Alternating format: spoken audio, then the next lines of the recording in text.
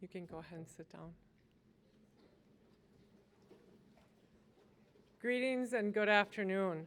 My name is Nancy Dahl, and I'm the current chair of the Board of Trustees for the Dunwoody College of Technology, and it is my honor to welcome to this ceremony to inaugurate Dunwoody's 11th president, Dr. Scott Stallman.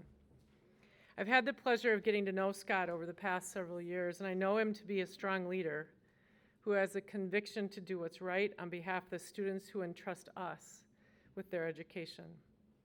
I know him to be an innovator, someone who looks for future opportunities, brings new ideas to the table, and is grounded in his understanding of what it takes to be fit for the future, along with the energy to see them carried through.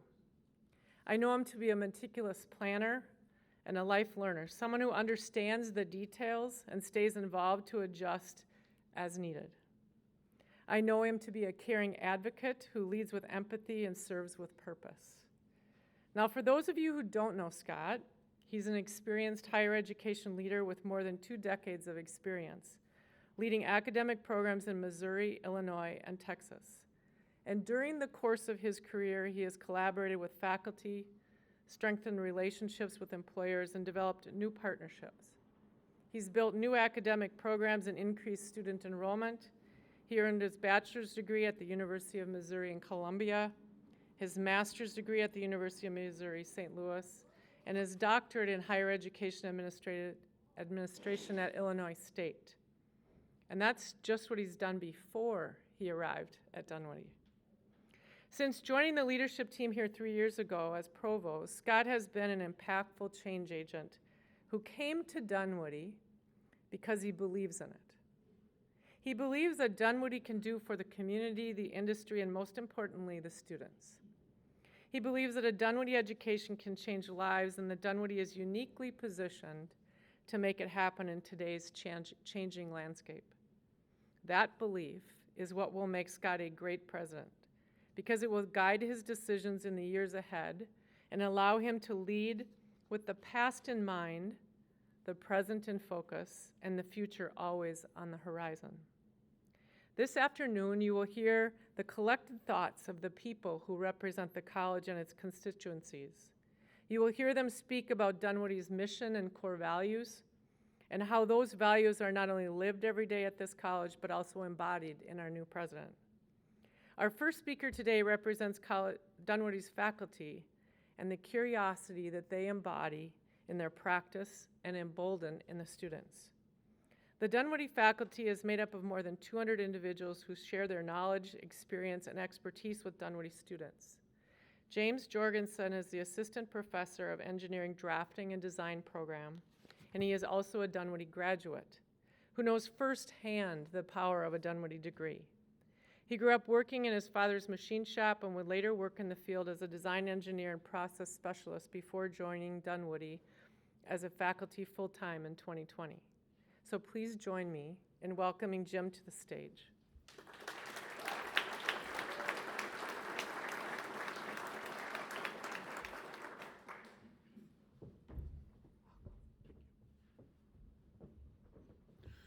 Good afternoon. I'm happy to be here and speak as a Dunwoody faculty member and alumnus. One of the college's values is curiosity. We turn curiosity into innovation. We transform problems into innovative solutions and questions into learning. We are always looking for ways to do better and be better. As an engineering, drafting, and design student here at Dunwoody around 2011, I learned a computer program called SolidWorks. SolidWorks is a 3D design program used in manufacturing and other industries. The program really resonated with me. I was curious to how this design program worked, so I took every opportunity I could to learn more about it. And I soon realized that if I understood the tiny details of SolidWorks, I could use that knowledge to be an asset to any company. This knowledge and my curiosity led me to a position as a SolidWorks administrator. I was now tasked with teaching others how to better utilize the software. My curiosity fed my need to discover how things work. The drive led me to a position on the product development team. Curiosity had become my job. Now, in 2024, I can teach about curiosity as an assistant professor here at Dunwoody. I can teach students to ask questions such as, how does that work? How do you achieve your goals? What would you need to develop the next big idea? How can you give back to the community? What does industry need you to understand? Questions that will fuel the next generation of learners, of seekers, and of doers.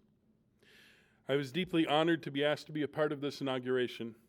I am excited and curious to what the future holds for Dunwoody College of Technology. Scott Stallman is a president willing to try new ideas, able to listen to and hear the staff. An example of this is his broadening of the president's cabinet and flattening of the leadership structure at the college. There is now a more direct line to the people that can affect the changes that will shape Dunwoody's future. Curiosity and a willingness to be innovative and try new things is encouraged and expected. I believe Scott is willing to listen to new ideas and, more importantly, willing to listen to you. When I've had the opportunity to speak directly to him, I have felt as if he not only heard me, but truly listened and was willing to consider what I said and change his path if a better idea was presented. This atmosphere breeds curiosity, breeds innovation, and breeds creativity. I'm excited for the future of Dunwoody in President Stallman's hands. We turn curiosity into innovation. We transform problems into innovative solutions and questions into learning. We are always looking for ways to do better and be better, and I look forward to all of us working together to create that forward momentum. Thank you.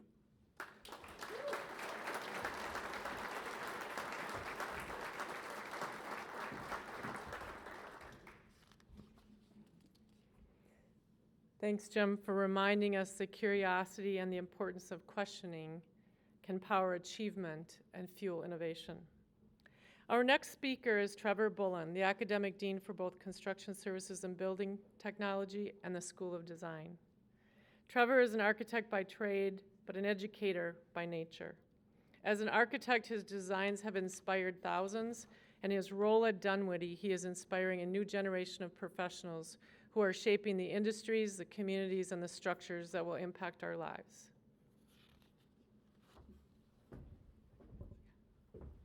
Good morning. Good afternoon, everybody. I'm really deeply honored to be able to share a few words with everybody here today. At Dunwoody, inspiration is one of our core values. We really hold it dear, and we practice it unlike any place I've ever been or worked or been associated with. It's not just that we inspire our students to succeed, which we do, but that we draw inspiration from each other as students, as faculty and staff alike, in the way in which we engage, we collaborate, we support and mentor each other. When I was first briefed about what it is that I would say today, I was given one very clear directive. I was told, Scott does not want this to be about him. So I thought, okay, I would use my time today to talk about all the people who could have been him. You see, I had the great privilege of being on the presidential search committee that was formed to hire new presidents when President Wagner stepped down. We worked with a really amazing executive search firm, and they assembled this amazing sort of really deep pool of candidates for us, probably like 50 deep. And my first thought was, wow, like these are some real heavy hitters, like some really incredible folks. And then my second thought was, I hope Scott doesn't feel too bad if he doesn't get this job, because these are some, right? And this is a true story. You know, there were candidates who were sitting presidents already, who had already been in a presidential role. There were folks who were at schools that we would all recognize with a much bigger name and prestige, perhaps, than Dunwoody. There were folks who had raised tens of millions of dollars. There were folks who had started an entire campus from scratch. There was somebody who was serving on President Biden's Council for Education. I mean, like I said, these really incredible heavy hitters. Yet somehow at each stage of the process, as we were sort of evaluating candidates, and as the pool got smaller and the stakes got higher, it became clearer and clearer to me why Scott continued to rise to the top. It's because he gets it. He gets us. He embodies the value of inspiration that we so cherish. He inspires confidence in the way that he leads. He inspires us all to do our best work. And most of all, he inspires us to imagine what Dunwoody could be. And I, for one, am super excited to see what's next, because I think the best is yet to come. Thank you.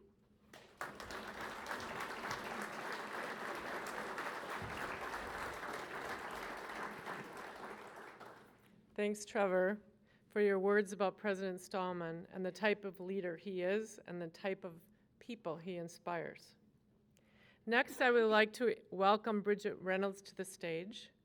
Bridget is an academic dean of the Office of Instruction. In her role, she oversees Dunwoody's online programs as well as the curriculum, the compliance, assessment, and accreditation for the college.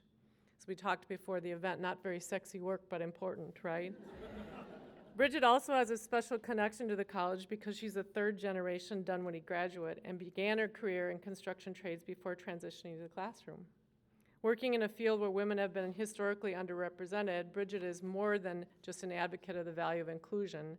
She is an example of how that value is lived today. Bridget.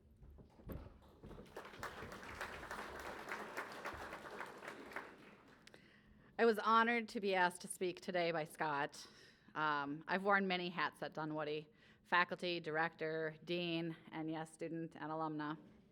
But it's not about my story, and so I want to tell you why this institution and all of its people are quite simply amazing.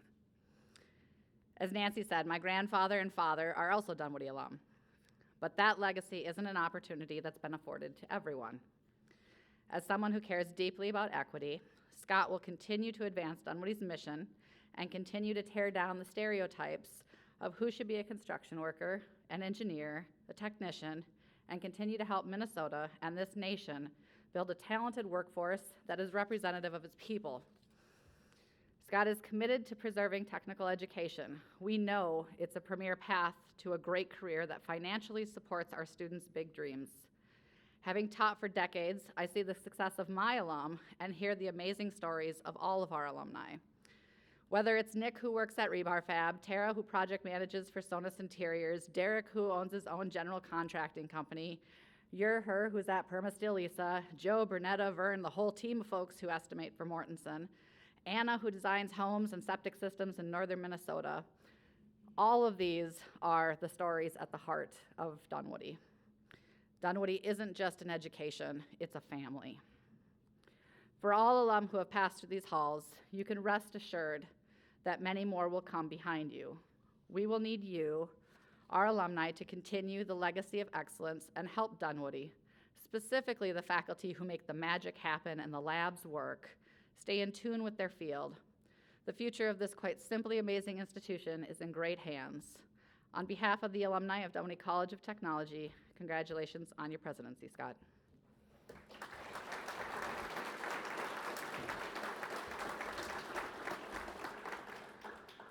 Thank you, Bridget, for speaking on behalf of more than 200,000 individuals who have graduated from Dunwoody since our founding 110 years ago. It is the alumni who have built the Dunwoody legacy, who through the businesses that they have started, the industries that they have shaped, and the communities that they have helped improve and demonstrate the impact of this institution. Next, I would like to bring to the stage E.J. Daigle. EJ is an academic dean overseeing automotive, computer technology, robotics, and manufacturing in the School of Engineering. For more than 20 years, EJ has been one of Dunwoody's biggest advocates. He began here as an educator, and in his role as a leader, he has helped build programs and partnerships that have moved Dunwoody's mission forward. EJ.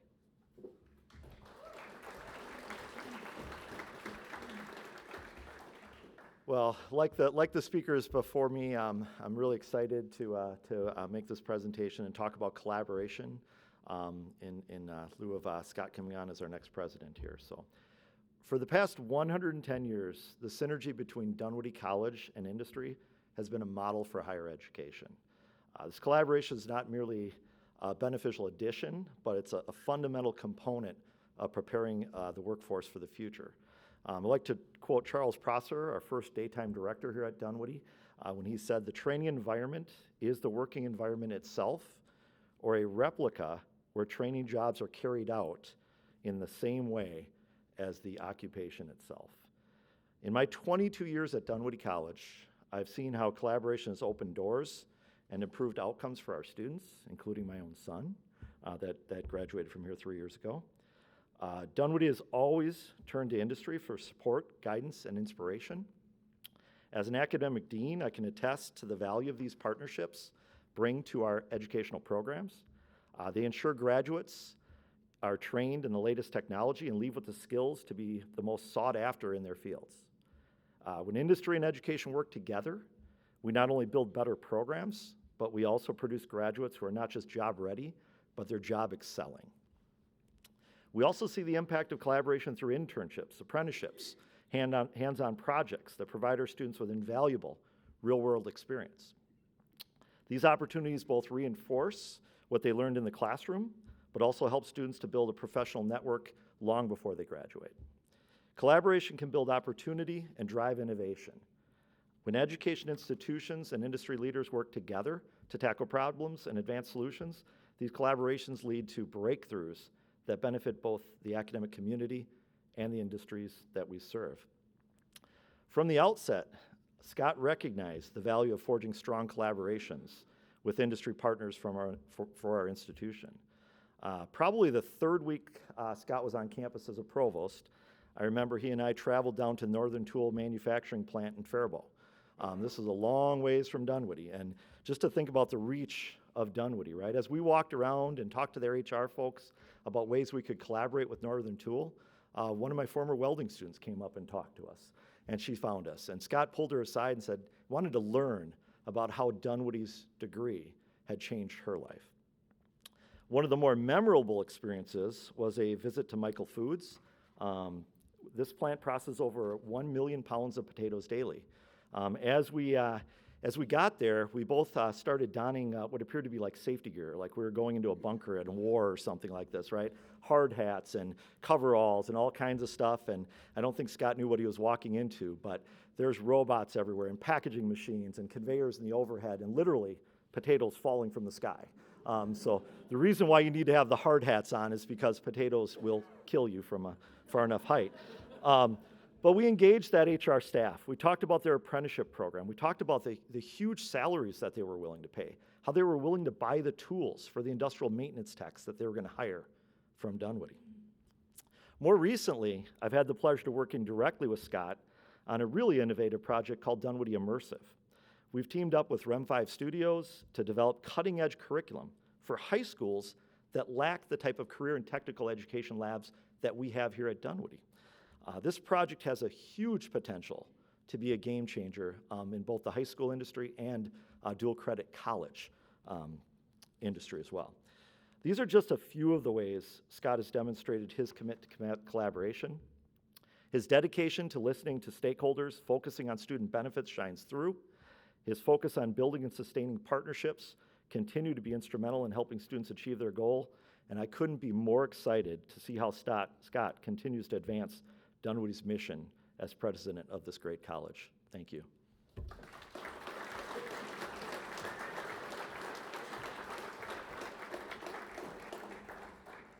Thanks, EJ, for highlighting the role of partnerships and the collaboration and what it does for Dunwoody College.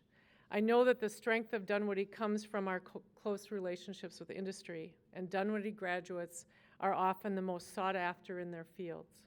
And that's because we work side by side with industry professionals to ensure that our students are equipped with the tools and skills they need to be leaders in the field.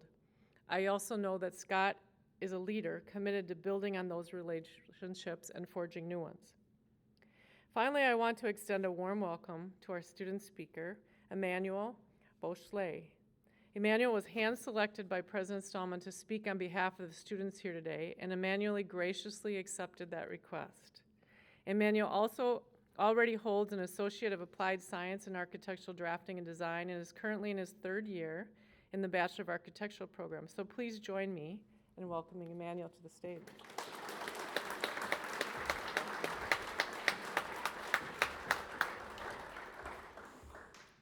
Good afternoon, everybody. When President Stallman asked me if I could speak at his inauguration, I wasn't sure that I'd have much to say. But I was willing to do it because I knew it was a big moment for him. And it makes sense that students should be represented here. We're the reason this place exists after all. In fact, the mission of Dunwoody is Dunwoody changes lives by building opportunities for graduates to have successful careers, to develop into leaders and entrepreneurs, and to engage in the better performance of life's duties. That last part about the better performance of life's duties is from the last will and testament of William Hood Dunwoody. I'm not entirely sure what it means, but I bet William and Kate Dunwoody would have said it's about being an outstanding person and contributing positively to society. I think it can also mean that we have to learn new things and always be a student because that helps us better in the long run. I don't know if that's the main reason we come here as students. Most of us are primarily focused on completing our assignments, get some hands-on experience, and get a good job that lets us use our creativity and problem-solving skills. We're born to do kind of people here, and we want to get to the doing part as quickly as possible. But I also think it's all connected. We learn skills here at Dunwoody so we can go out and get a good job. As we excel in that job and continue to learn, we develop into leaders and entrepreneurs. As we grow into more senior positions, we are better equipped to contribute positively to society. It's a winning formula, and one that has served Dunwoody, its graduates, and the state of Minnesota and beyond for more than 100 years. It's what attracted me to this place and led me to enroll here. And the fact that the teachers here care about us and will take the time to sit with us and help us better understand the topics. I am now in my third year in the 5-year Bachelor of Architecture program, and I have to say, I really enjoy Dunwoody's approach to education.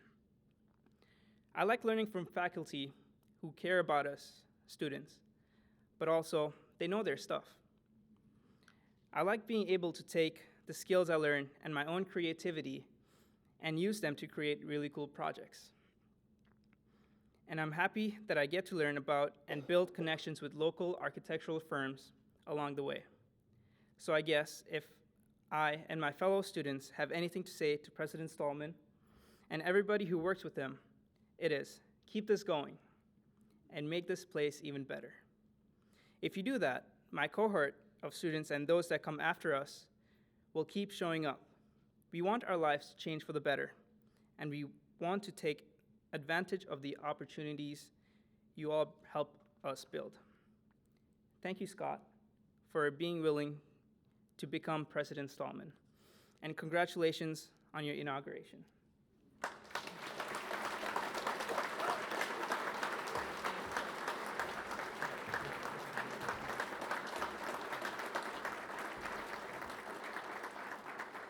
Thank you, Emmanuel, for your words and for representing your fellow students. You are a true example of an Dunwoody student, determined, curious, confident, and born to do.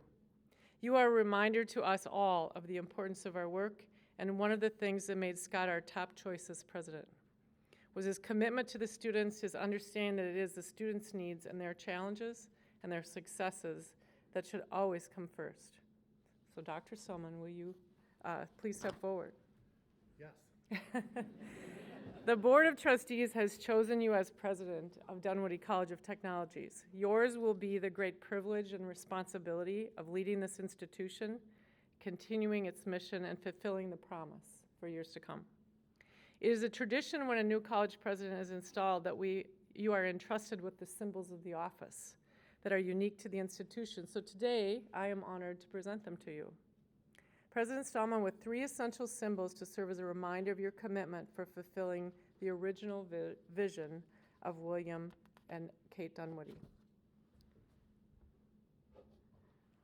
These are the last will and testaments of William and Kate Dunwoody. It was through this document that Dunwoody Institution, now Dunwoody College, was created, and William Dunwoody specifically stipulated that in his bequest, it be used to provide for all time a place where youth, without distinction on account of race, color, or religious prejudice, may learn the useful trades and crafts, and thereby fit themselves for the better performance of life skills.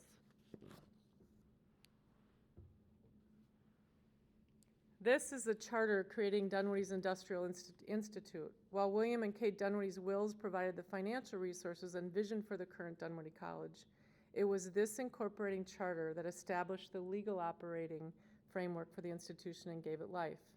The charter is a reminder of the need to be constantly mindful of our fiduciary responsibilities and legal obligations to ensure the long-term viability and sustainability of the college.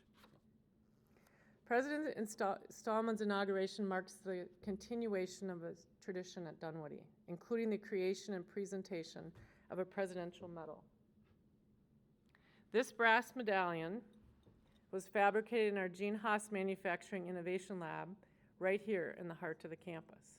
It symbolizes the Dunwoody approach to applied education that creates both technicians and artisans. It also represents the power of transformation and how it stands in the hands of a true craftsman.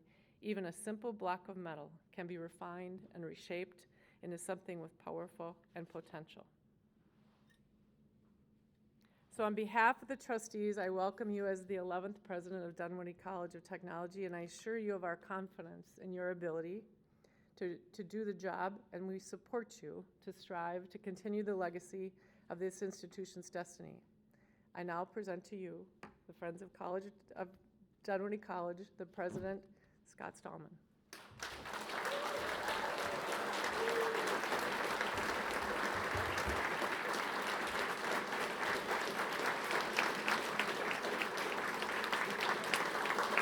Thanks. Okay. All right. Thank you, everyone. I'd like to begin by thanking everyone here for coming out today. I want to thank the faculty and the staff, of course, who've been so supportive over the last 3.5 years since I started as provost, and now the 11th president of the college. Thank you to all the speakers today for your kind words. And thank you to the alumni, the board members, and the friends of the college. It's great to see so many familiar faces here today. I'd also like to thank Rich Wagner for being here today.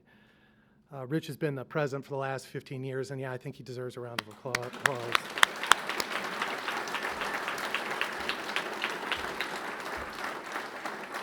I can't think of a better person that I could have learned from over the last 3.5 years than Rich. Rich is an enormous reason why Dunwoody is in the strong position we're in. And during his 15 years as the president, he earned the respect and gratitude of everyone he worked with, and he continues to serve as a mentor for me. I was just talking this morning on the phone, Rich. I appreciate that. Yes, we were, yeah.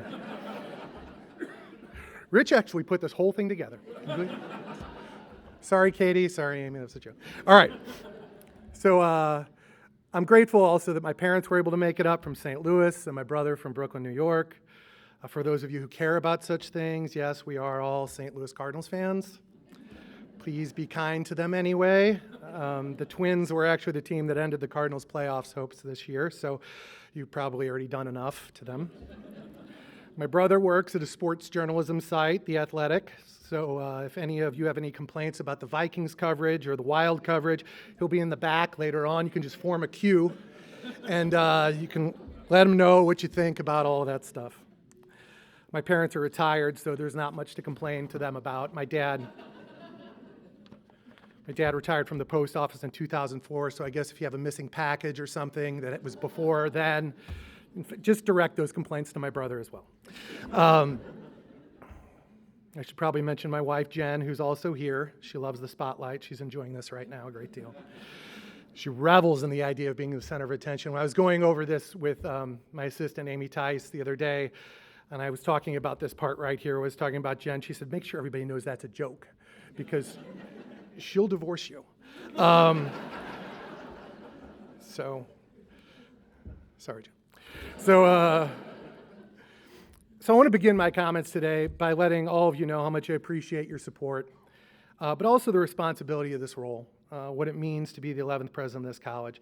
You know, I first heard about Dunwoody in graduate school in my doctoral program. You learn about Dunwoody in graduate programs in America because this is the place where technological education in America began. The notion of applied learning, practice, and practical degrees that align with good jobs and growing industries, that was unique. That was a unique concept back then, believe it or not. William and Kate Dunwoody provided the funds to build and start a college with a close relationship to industry. EJ talked about that, right? They wanted it to be a close relationship with industry because they knew that they had a country to build. I mean, it was 1914, and you know, you had the Industrial Revolution, you had the emergence of the automobile, and they knew that it was for everyone. It should be for everyone, regardless of color, creed, or ethnicity. It's a progressive idea for the time. But they knew it would take everyone to solve the skilled trades gap that existed in 1914. America was experiencing exponential growth, and modern manufacturing was evolving and improving with each passing year, and we desperately needed more skilled labor to build the country. So it's fitting that I enter my tenure as the 11th president of the college that they founded in the greatest period of disruption, in the greatest period of disruption in higher education since that time. We're currently experiencing the fastest pace of change since the Industrial Revolution and the automobile, and we have difficulty to comprehend, it's difficult for us to comprehend the impacts of artificial intelligence, advanced automation and robotics, and the entirety of a connected world, what those things will have on our environment, our society. And at the same time, a week doesn't go by where we don't see a story or hear a report on how higher education has to adapt and adjust and be more agile. We must become an agile organization. We have to become agile organizations, and industries and students demand that of us. We have to dismantle the status quo and embrace change. We see this in newspapers across the country and websites across the country. These are the narratives. We must find a new place in this new world. Well, you know, sometimes new things like this and these kind of dynamic times are scary. But honestly, I don't think anybody in this room should be scared. Not one bit. Nothing about this should scare Dunwoody. It's a college uniquely positioned to respond quickly to the needs of this modern world. There are a few reasons for this, and if you could just indulge me for a few more moments. The first reason is we're laser focused on only providing careers in high-pay, high-demand fields. All of our resources go to programs that work for students and graduates. I remember not too long ago, I was on the phone with some accreditors from NAB, our accreditors for our architecture program. And they said, how big do you think your program should get? Like how big, you know, I think Trevor might have been on the call too. And we're talking to them about that, and they were like, keep growing. We need more architects in this country. And that's the narrative that we hear from pretty much any accreditor or anybody associated with any of our programs. Keep growing. We need more. And the thing about Dunwoody is that laser focus on those high-pay, in-demand fields, we don't continue to invest tuition dollars and generous donations into programs that don't lead to those fields. All of our resources go to that. The second reason we should embrace this period of disruption is because of the talent that resides here and in this room. Honestly, the talent of the faculty and staff at this college is incredibly impressive. Every single faculty member here is so focused on student success, and I have a story about this. One of the great things about this job is you get to go to retirement parties, and a lot of folks love working at Dunwoody, and they stay here a long time. And we had a retirement party not too long ago for a faculty member named Bruce Graffunder. And Bruce he dedicated over 30 years of his life to this college and our students. And you get to hear stories about these folks, and their families come out and eat cake. It's fun. Anyway, we're sitting there, and people were telling stories about Bruce, and then Another revered faculty member who's been here a really long time stood up, Steve Reinhardt. See you there, Steve. He stood up and he told a story about Bruce, and he said, you know, this is what I think, you know, this is why I think Bruce is emblematic of what it means to be a great Dunwoody faculty member. He told a story about this student who was going through Bruce's program, and he was struggling to come to class, finish assignments, all of those things that some students struggle with. And Bruce connected with that student, got to know him, tried to figure out what was going on. And unfortunately, that semester, you know, regardless of everything that Bruce did, the student, you know, left the college, failed too many classes, couldn't come back. So a couple semesters later, the student re-enters, talks to Bruce. Bruce, again, connects with that student, sees how he's been doing, you know, catches up with them, tries to remain connected with them throughout the semester. Student, again, just doesn't finish. So on the third time the student comes back, Bruce says, all right, we're going to create a plan, you and me. We're going to sit down, and I'm going to take time every week, and we're going to meet together every single week. And if you miss a class, I'm going to call you, and we're going to talk about it. And he connected with that student in such a way that that student was able to walk across the stage, get a great job at the end. And Steve said, you know, the thing about that that's special, that really separates this from other, you know, that makes it unique to Dunwoody faculty members, is the fact that it's not particularly difficult to teach those students that are incredible and motivated and always there and do every assignment. It's those other ones. It's those other ones that might not get through if it weren't for you. And every single faculty member here I've met gets that. They get that. And it's the reason why so many of our students continue to be retained and graduate and go on to get great jobs. So the third reason Dunwoody should be excited about this time is because we have this terrific culture here. You know, institutions can struggle with relationships between faculty, administrators, and staff. Great ideas can get mired in committees that never see the light of day.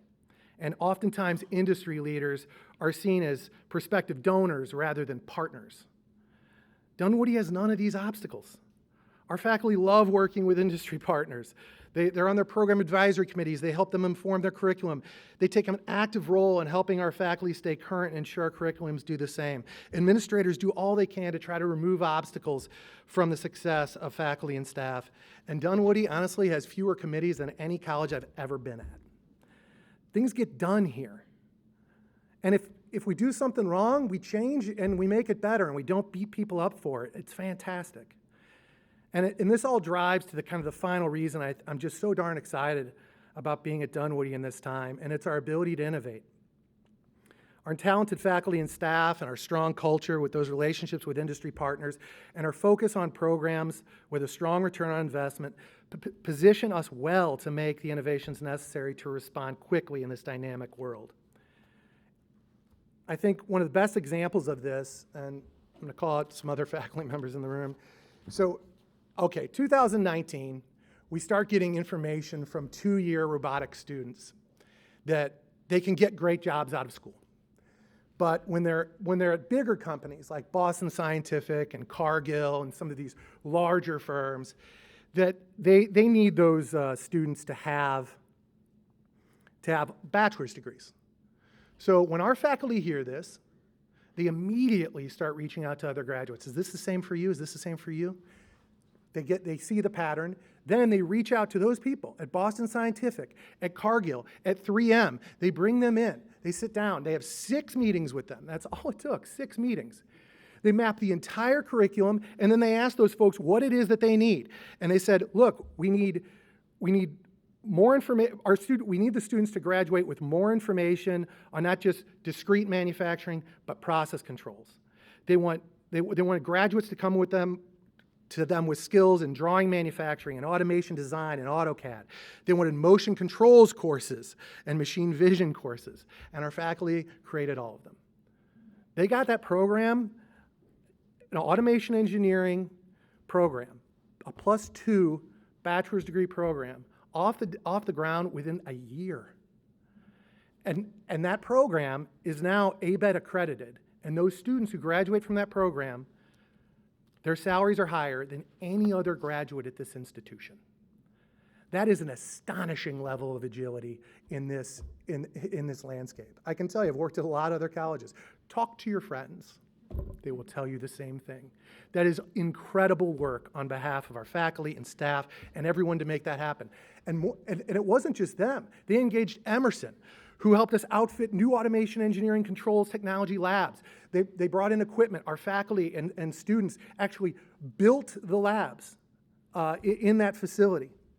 What an incredible opportunity for those students to do, or for those students to have. So that student and graduate feedback, connected with industry partners, connected with dedicated faculty and staff, I mean, we're ready for all of this. And it isn't just me. It isn't just me talking about this, and some of you I know who love this place and talk about, how great it is. It's universities. Georgetown University did a study of 4,500 colleges, and a more recent study was completed and included in the 2024 Foundation for Research on Equal Opportunity report. 10 years after graduation, Dunwoody degrees have the highest return on investment in the state of Minnesota.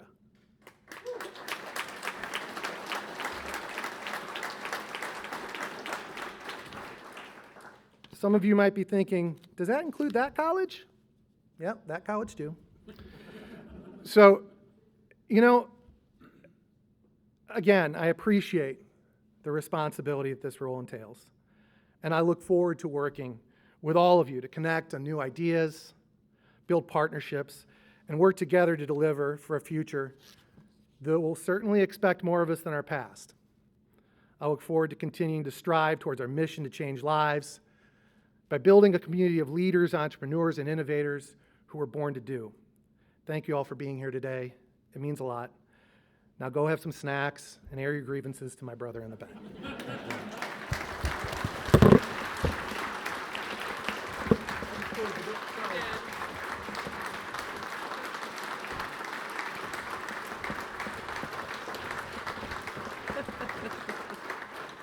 He wants it to be over. He closed the book, so here we go.